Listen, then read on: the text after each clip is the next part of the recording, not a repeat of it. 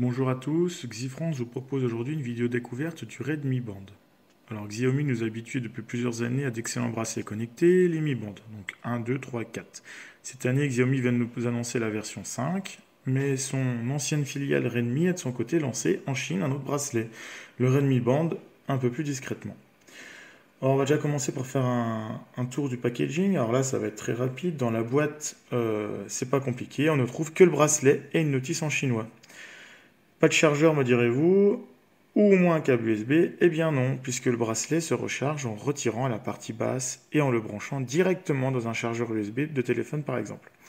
Alors c'est extrêmement pratique en voyage, ça évite d'oublier le petit dock ou le câble pour le recharger. Alors maintenant, on va s'intéresser au design du bracelet. Alors du coup, c'est pas du tout le côté arrondi du Mi Band, c'est un bracelet qui est vraiment angulaire. La finition est très bonne, il n'y a aucun souci, le bracelet est très léger, il s'accroche bien, il a l'air résistant, enfin du moins pour le peu que je l'ai utilisé pour le moment, et en tout cas il n'y a aucun souci là-dessus, il tient très bien sur le bras. Alors côté ergonomie, pour utiliser le bracelet, il vous faudra installer l'application Xiaomi Wear. Alors cette application n'est pas disponible sur le Play Store pour le moment.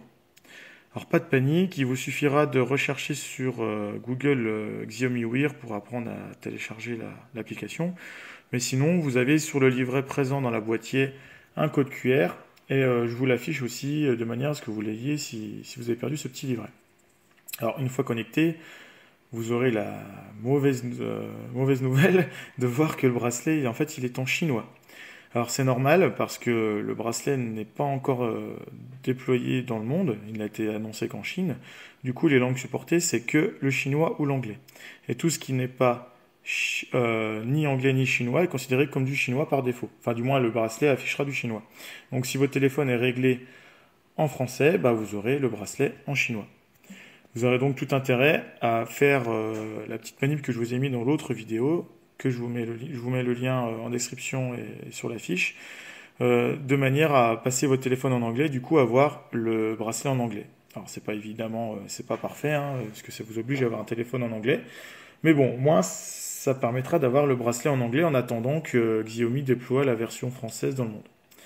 Alors les cadrans sont personnalisables via l'application Xiaomi Wear. Voilà, je vous mets une petite démo. Et vous pourrez effectuer le suivi de votre activité physique, donc le pas, les capteurs cardiaques, etc. Tout ça via l'application Xiaomi Wear. Alors vous allez voir que cette application, elle est des fois traduite, des fois pas traduite. Donc des fois en anglais, des fois en français. Mais ça, c'est pareil, ça va venir avec le temps, au fur et à mesure.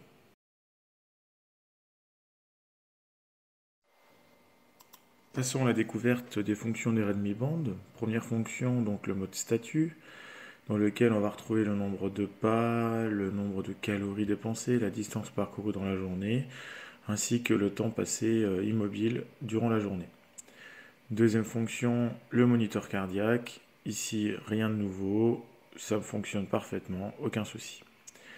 Troisième fonction, le mode sport, avec cette fois-ci 5 sports, si on peut appeler ça 5 sports. Donc le premier, la course en tapis, ensuite le vélo, la marche, et enfin une mesure du temps au repos. Ensuite, on passera à la météo. Donc sur la météo, on aura, en fonction de la localisation dans laquelle vous êtes, la météo du jour avec l'humidité, etc., ainsi que la météo des jours à venir en défilant. Donc encore une fois, c'est synchronisé avec le téléphone. On passe ensuite au mode notification. Donc là, tout est réglable via l'application Xiaomi Wear. Et dans le menu supplémentaire, on va retrouver quelques fonctions utiles, du style ne pas déranger, le réglage de l'alarme, le mode thème qui permettra de changer le fond d'écran, le contrôle de la musique, le chronomètre, le compte à rebours, et enfin une fonction pour retrouver votre téléphone si vous l'avez perdu, ainsi qu'une fonction à l'IP mais qui n'est pas disponible pour le moment en France. Ensuite, Settings, donc dans les paramètres, on va retrouver le réglage de la luminosité, pouvoir redémarrer, éteindre, et enfin avoir toutes les informations officielles sur le bracelet.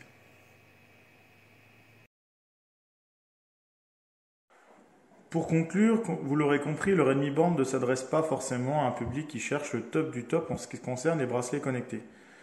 Il s'agit d'un bracelet de bonne qualité, mais plutôt simple, avec des fonctions assez simples, assez résistant et surtout très pratique pour la recharge par exemple.